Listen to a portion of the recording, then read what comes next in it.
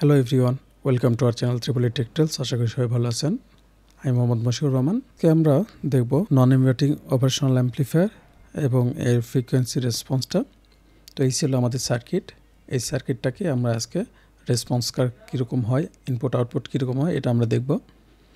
তো এর জন্য প্রথমে আমি প্রোটিয়াসে যাব এবং প্রোটিয়াস থেকে আমি একটা ফাইল ক্রিয়েট করব। যেহেতু আমার ফাইল ক্রিয়েট করা আছে এই জন্য আমি ফাইল ক্রিয়েট করলাম না। আপনাদের যদি না থাকে তাহলে নিউ প্রজেক্টে গিয়ে একটা ফাইল ক্রিয়েট করে নেবেন। আর ফাইল ক্রিয়েট কীভাবে করতে হয় এটা কিন্তু কত ভিডিওতে আমি দেখাইছি। যারা ইনভার্টিং অপ অ্যাম্পের ভিডিও দেখেন না অবশ্যই দেখে নেবেন। তো নন ইনভার্টিং এখানে গেলাম, আমি ইকুইপমেন্টে যাব। এখানে যে কম্পোনেন্ট অপশনটা আছে এখানে কম্পোনেন্ট অপশন থেকে পিজি অপশনটা এখানে সিলেক্ট করলাম। দেন এখান থেকে আমি একটা অপ অ্যাম্প নেব। তার জন্য আমি লিখব 741। যেহেতু আমি 741 অপ অ্যাম্প নিয়ে কাজ করব সেহেতু এখান থেকে 741 অপ অ্যাম্পটাকে নিলাম। দেন অপ অ্যাম্পটাকে আমি ওয়াই মিরর করে দেব। অপ অ্যাম্পের উপর সিলেক্ট করে আমি যদি আরেকবার দেখাই, অপ অ্যাম্পটাকে নিলাম, অপ অ্যাম্পটাকে রেখে দিলাম। দেন অপ অ্যাম্পের উপর মাউসের কিটা রেখে আমি যদি মাউসের রাইট সাইডে ক্লিক করি তাহলে অনেকগুলো অপশন আসবে, সেখান থেকে আমি ওয়াই মিরর করে দেব। দেন আমি আবার পিতে যাব, এখানে গিয়ে একটা রেজিস্টার নেব, সিলেক্ট করলাম। দেন রেজিস্টারটাকে আমি দিয়ে দিলাম। আমার 3টা রেজিস্টার লাগবে, আমি 3 জায়গায় 3টা রেজিস্টার রেখে দিলাম। দেন আমি রেজিস্টারটাকে একটু ঘোরাই নেব। এখন রেজিস্টারগুলোকে যদি আমি কানেক্ট করে দেই, এটার সাথে আমি দিয়ে দেব ফিডব্যাক রেজিস্টার কানেকশন। দেন এটার আউটপুট অ্যান্ড আউটপুটের সাথে আমাদের লোড রেজিস্ট্যান্স, যার জন্য আমি নামগুলো একটু চেঞ্জ করে দিই তাহলে বুঝতে সুবিধা হবে। RF, এটা হচ্ছে RL।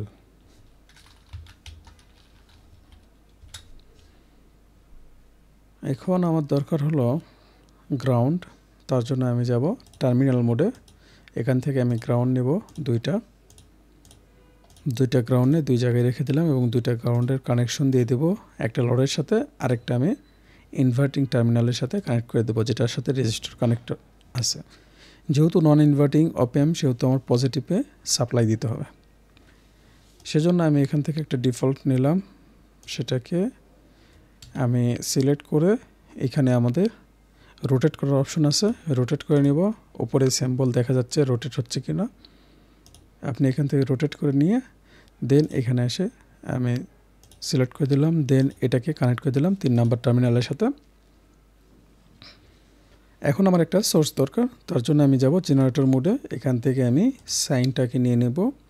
দেন সাইনটাকে এখানে রেখে দিলাম। এখন এই যে ডিফল্টটা নিলাম এটার নাম আমি দিয়ে দিব VIN, এবং এই যে ভি সাইন নিলাম এটাকে কানেক্ট করে দিলাম। এখন এটার আমি ভ্যালুটা দিয়ে দেব, পিক দিয়ে দিলাম। পিক যদি দিই আমি 0.2, ফ্রিকোয়েন্সি দিলাম 1 কিলোহার্টজ। আমি ফিডব্যাকের ভ্যালুটা একটু চেঞ্জ করে দিই। ফিডব্যাক যদি 10K থাকে আমি R1টাকে 1K করে দিই। এখন 2টা আমার VCC লাগবে, তার জন্য আমি যাব আবার টার্মিনাল মোডে। এখান থেকে পাওয়ার নিব, একটা পাওয়ার 7-এ দিব আর একটা দিব হলো 4-এ। তো এটাকে একটু ওয়াই মিরর করে নিচ্ছি। দেন 7-এর সাথে কানেক্ট এবং 4-এর সাথে 2টা পাওয়ার কানেক্ট করে দিলাম। আমরা জানি 4-এ দিতে হয় -15 দিয়ে দিলাম, আর 7-এ দিতে হয় +15। আমার সব কিছু ডান। এখন আমি একটা অসিলোস্কোপ নেব। তো তার জন্য আমি যাব জেনারেটর মোডে, জেনারেটর মোড। এখান থেকে আমি অসিলোস্কোপ নেব। অসিলোস্কোপ নিয়ে এখানে রাখলাম। দেন আমি বির সাথে আউটপুটটা কানেক্ট করলাম এবং এর সাথে আমি ইনপুটটা কানেক্ট করে দেব। ইনপুটটা এদিকে নিয়ে যাই, যেহেতু আমার ইনপুটটা এখন নন ইনভার্টিংয়ে সাপ্লাই। দেন আমি যদি এটাকে রান করি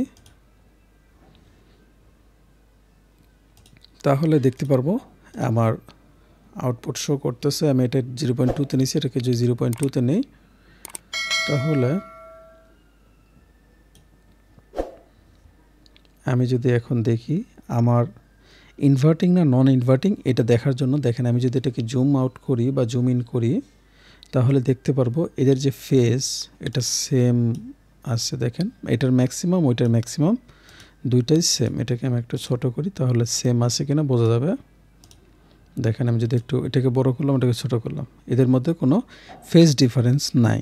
তার মানে এটা নন ইনভার্টিং অপারেশনাল অ্যাম্পলিফায়ার। কিন্তু আগেরটাতে ফেজ ডিফারেন্স ছিল যার জন্য বলতে পারবো আমরা ওইটা ইনভার্টিং অপারেশনাল অ্যাম্পলিফায়ার।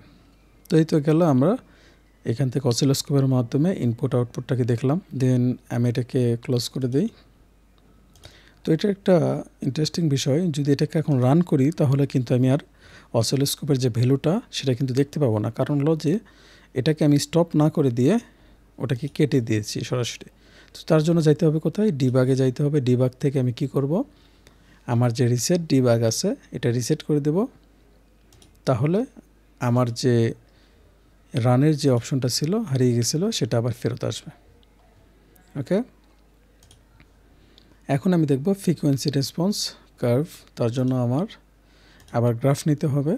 এখানে যাব আমি গ্রাফে, অ্যানালাইসিস, এখান থেকে আমি ফ্রিকোয়েন্সি রেসপন্স করব। তার জন্য ফ্রিকোয়েন্সি গ্রাফ নেব এবং আমি এখানে একটা প্রোভ নেব, প্রোভটাকে আউটপুটে কানেক্ট করে দেব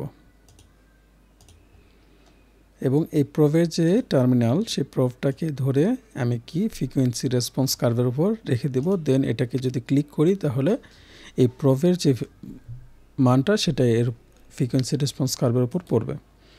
এখন আমি রাইট সাইডে ক্লিক করলে দেখব এডিট গ্রাফ আছে। এডিট গ্রাফ থেকে আমি এখান থেকে রেফারেন্স দেব ভি ইন, স্টার্টিং দিলাম 10, এন্ডিং দিব 10 মেগাহার্টজ। দেন আমি এটাকে ওকে করলে এবং আমার বলবে রিসিমুলেট করলাম, ইয়েস করলাম। দেন আমার ফ্রিকোয়েন্সি রেসপন্স কার্ভটা আমার দেখাচ্ছে কীরকম হবে।